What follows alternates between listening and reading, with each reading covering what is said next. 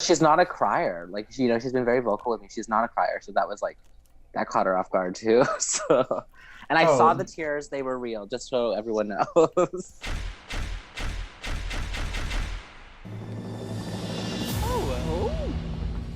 Is the SkyTrain still running? how did it feel for you walking into the workroom for the first time after seeing season 1? It was definitely like different than I expected it to be. I don't know. It was just, there's so much going on that you just don't see on the camera, right? So like it definitely catches you off guard like at first, but it was honestly so exciting at the same time. Like, and there was a group of girls already in the room, and all I wanted to do was run over and talk to them. But I have to go in and like do my camera work for a second, give them whatever they want before I can go and do that. So Right.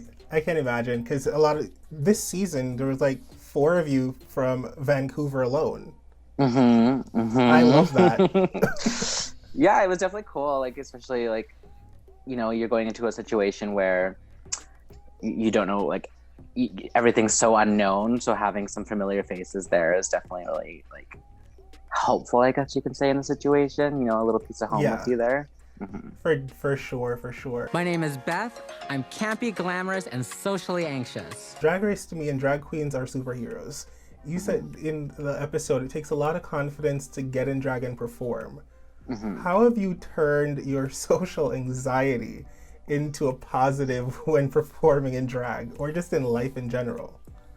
Yeah, well, definitely. So drag has always allowed me to kind of forget a lot about my like anxieties and a lot of things that make me not feel as confident. In drag, I love to, like, you just become a different person, right? You can be anyone you want to be, and that's my favorite part of it. I wasn't expecting my anxieties and my confidence to catch up with me in the workroom a little bit there, especially with Beth being my almost my armor, right? So that was definitely, that caught me off guard for sure. But because usually she's always been the part of me that allows me to be confident and all that stuff. So. Yeah, stand taller and just be amazing. It happens though, because everyone always says Drag Race is a pressure cooker. It's like nothing you've ever experienced before.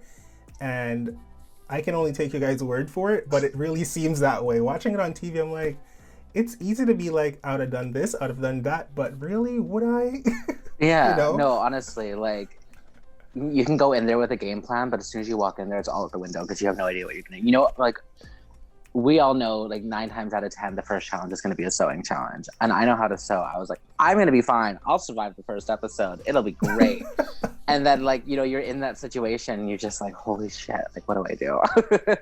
So you knew how to sew going in. So that's great. That's a plus. A lot of people don't. Even today, 10 plus years in.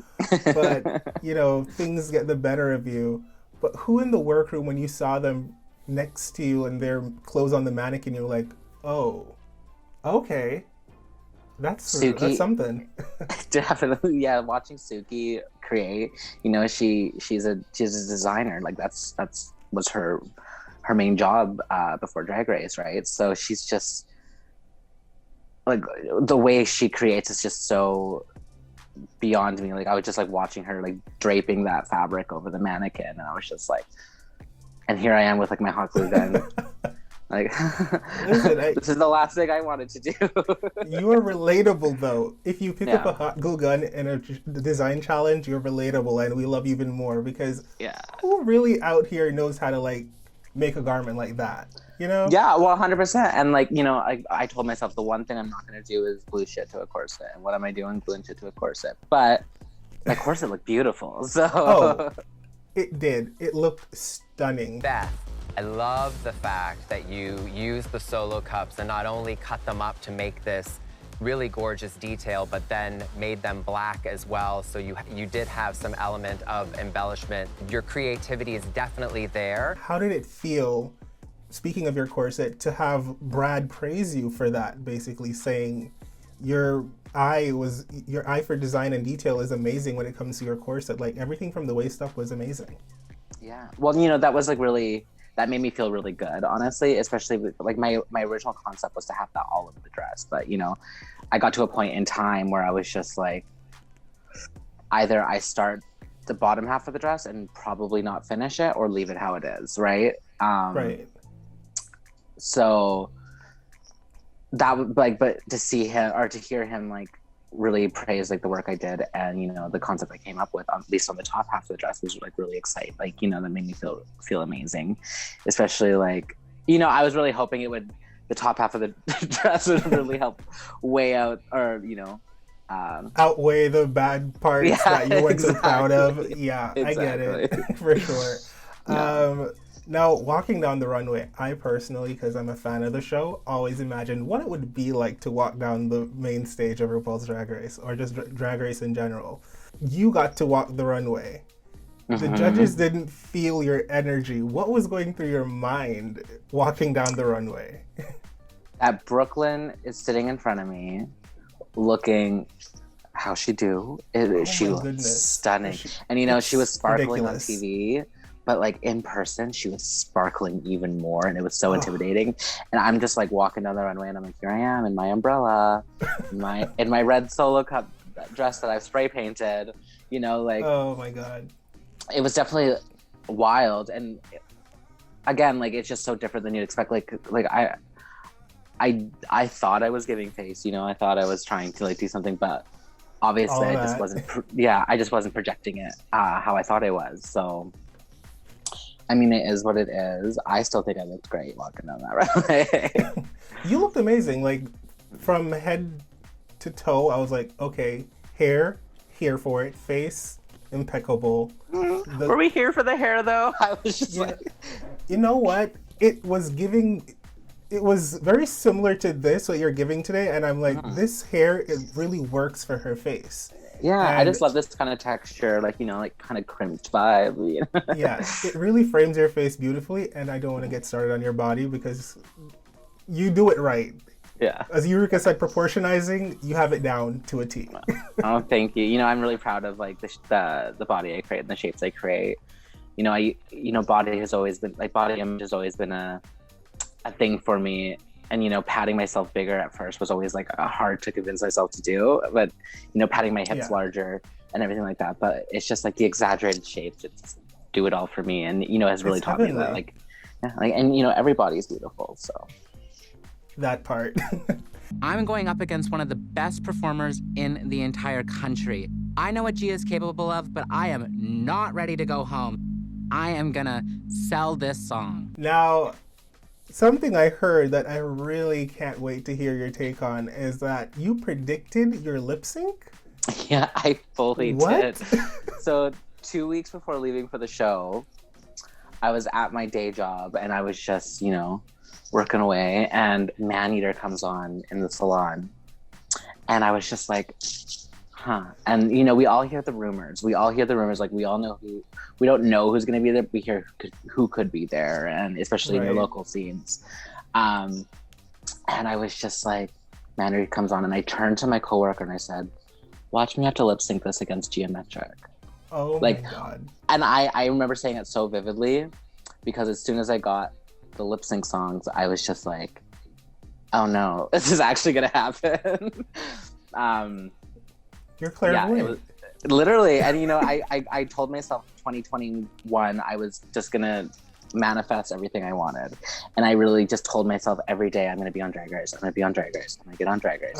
Get on Drag Race. Like, every single day. And I just got too good at manifesting, I think. A little too good. What you should have been thinking is, I'm going to be the winner. I'm going to be the winner. Literally. Well, I was telling myself, I'm not going home first, but that didn't work. I guess the universe just couldn't fulfill all of your destinies at once, you know? Yeah, exactly. So, okay, pick and choose. I love in the untucked scenes when girls really have honest conversations and girls really say what's on their mind, because we watch Drag Race for honesty and just getting it out there. You called out Ocean's look a little bit, saying it wasn't your favorite, but I want to know, she sold it though. She sold it. Oh, 100%. And, you know, that's not, I was never trying to read her, you know. No. I think, you know, there was a conversation before that we were talking about, you know, who we thought should be in the bottom. And you know, a couple of us had said maybe Ocean, and then, you know, I was just kind of keeping to myself, and then, you know, I just like, you know, like, Ocean, this is not a good look, but you sold it on the runway, you know, like, it wasn't a good look. I'm just being honest. I still don't think it was a great look. But watching it back, like her presentation on the runway was exactly how I was imagining her presenting it backstage. Like from backstage, like I didn't see her walking down the runway, but I knew she was going to sell it. Oh yeah, she is a fun character. Like I am excited to see what she does next. Honestly, you know, when she walked in the workroom, I was like, oh, and then she opened her mouth. I was like, oh yeah. I was like, this is why she's here. She is my like favorite type of drag. Just so, and she's so kind-hearted. Like she has such an amazing heart. Oh, I love that. But apart from Oceans, in the bottom, if it wasn't for you, who do you think should have replaced you if you had the choice to choose, based on what you saw back then? Personally, I mean, I love Eve to death. I really do. But I just, I have a thing about, you know, walking on the runway in your ass, you know, unless that's the intention of the look. Right. Like, you know, have your ass out. But I don't think that was the vibe she was going for. She definitely ran out of fabric. It felt that way. Yeah, for sure. So that was the only other, like, you know, I also, at the same time, though, I would never want to put anyone in my place. Like, I know that sounds so miscongeniality of me or whatever, but like knowing what I was going through in that moment, I would never want anyone else to feel that stress and like the intense feelings that I was feeling in that moment. Yeah. I would never want anyone to feel that. Like, like the possibility of going home in the first episode, that was like, you know what? I can imagine how intense it is. And speaking of us, like that moment of standing on stage and hearing Brooklyn say, "It's you. You have to lip sync for your life." Girls always say it's such an intense moment. I would piss myself. Yeah. But how did that moment feel for you? And I have to ask, back to Eve, was it as long as we all thought it was, her reenactment of the crying games? It's not a good idea for me to take this step right now. Oh my God. See, I told you it wasn't a good idea for me to take the step right now.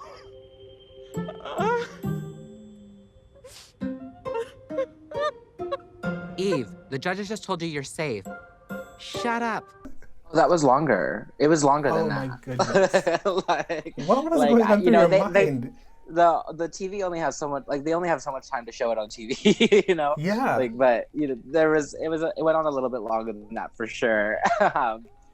I was just like, you know, I kind of understood what she was going through in that moment. Like, well, not really, like, but I think it was just a sense of relief that she wasn't going to have to lip sync and she was just letting it all out, you know? And I, like, kind of had the same feeling, you know, after my elimination. I just went backstage and I didn't do it on camera because I'm smart, but I just let it out and I just started wailing backstage, like, you know, like it's an emotional thing. Like, we worked so hard to get there, and for her, at least, the chance or the possibility of her almost going home and then being called safe, it just must have been such a relief for her. Right. I mean, everyone expresses themselves in different ways. Hers is just to cry for like a few minutes very loudly. The thing is that she's not a crier. Like, you know, she's been very vocal with me. She's not a crier. So that was like, that caught her off guard too. So, and I saw the tears. They were real, just so everyone knows. All right. You have it here, guys. The tears are real. She did not fake it. Okay. Yeah. Speaking of like just emotions, you kind of had a moment in Untucked as well. Do you feel confident? I feel you a little bit in your mind. That would be it. Girl, no, let me tell you something. Girl, trust me, there's a lot of bitches that would have cut and fought for this space. You are here, be proud of that. How did you feel being embraced and like getting all that love from your new sisters? It was honestly, it was really nice. Like, you know, I think I needed that in that moment. You know, there's a thing about, I don't want to say like I didn't feel confident either, because that was like my main critique. But once someone, questions your confidence, it's really hard to bounce back from there and be confident, because you're in your head about just thinking like, am I confident? Like, what's going on? So when Kendall asked me that, she like looked me dead in my soul, like eye contact, and it was just the most intense feeling I've ever felt. Where she goes, well, do you feel confident? Oh, I felt that. And then it was just literally like 10 seconds of us just staring at each other. I was like, ah, and then in that moment I was just like, maybe I don't, and I just like let it out. But you know, I still hear Kimora saying like those amazing things to me in that moment. Like I can literally hear it in her voice. Like, you know, she was always one of the louder girls in the room, and you know, I always, you know, like I actually like hear the words that she said to me, and you know, I hold on to that. And I remind myself every day, like, she's right, I made it here. I still made it here. Yeah, like you're a superstar. Mm-hmm. Like 100 people, as they say in like The Devil Wears Prada, 1,000 girls would kill for this. Literally. Now, Canada's Drag Race has had some iconic lip sync songs over the past season. Even now, like I love the lip sync song you guys got. But what is like your go-to when they say, Beth, it's time to come on stage and you're feeling all your oats? What is your go-to performance song? Probably my number one song I probably perform it the most, and it's one of my favorite songs to do, is Show Me Love by Robin S. Not Robin okay. S. You know, not the you've got to, no, show me love. Not that one. Do the you've got to show me love. You know, like I love to like like I just like, that's a good feel good song. Like I love that one. I just think it's good. And you know, I also love to do a ballad. Like, you know, I like to emote when I perform. I'm all about like emoting and, you know, presenting the energy of a song, which unfortunately I feel like I failed to do during my lip sync. But you know, things happen. 100%. Like, yeah. But you know, I've always been told I'm really good with emoting and really, you know, I always feel really confident when I go out there and do a ballad. You know, because I can make someone cry and then make them laugh the next second. So we love that. So you were only on the show for one episode, which is not a lot of time for people to see the full spectrum of Beth. Mm-hmm. Do you feel like you were portrayed how you wanted to be portrayed, and the fans got to see who you really are? Or is there something else you'd like them to know about you? Well, honestly, yeah. Like, I was really worried about how I was going to come across. But, you know, I couldn't be happier with how my episode went. You know, I feel like people really did get to know me. Like, I am just this, I'm just like I try to think of myself as like a nice, kind person who, you know, I just try to have fun. I'm just trying to have fun. And, you know, part of me wishes I had a little bit more fun while I was there. But, yeah, I really feel like everyone got to see me. And honestly, I feel like I got to see me as well and got to know myself a bit better. Right. And the things I need to work on. You know, that was the biggest thing for me watching it back was, you know, I saw where I could improve and where I need to improve if I want to be successful in this industry. And, you know, it's not a bad thing. You know, I still am very happy with, you know, how I did on the show, what I presented. For sure. So. Like, I feel like you had a really great showing for the first episode. Like, I fell in love with you as an entertainer just from that one episode, and a lot of times it doesn't happen for the first out girl. So I agree with you. 100%. Sorry, go ahead. I wanted to play a quick little game with you. It's a game as old as time. It's Shag, Marry, Kill, and it's with your season 2 castmates. Okay. Who do you want to kill, marry, or shag? Do I have to pick out of any of them? Any of them. I was going to limit it, but I was like, no, I want to hear what you really think. Okay. Well, kill Gia because, you know, she sent me home. Yeah, makes sense. That's the only reason. But, like, you know, I love her, but she sent me home, so I got to kill her. Marry, I'd probably marry. I'm stuck between two. I'm stuck between Suki and Ocean because they both have like the biggest hearts. Like they're just so amazing. Like, you know, I want those. Like, They're two people I You'd feel like, love every day of your life. 100%. And you know what? I might have to even throw, oddly enough, I might have to throw Stephanie and Mary as well. Like, I didn't expect to bond with Stephanie so much. Shag, who trained this season? You know, I think out of drag, I had a little bit of a crush on Isis. Isis looks like a fun time. Oh, she's so fun. And, you know, and Pathia as well. You know, they're very handsome out of drag. So okay, yeah, we'll Shag those two.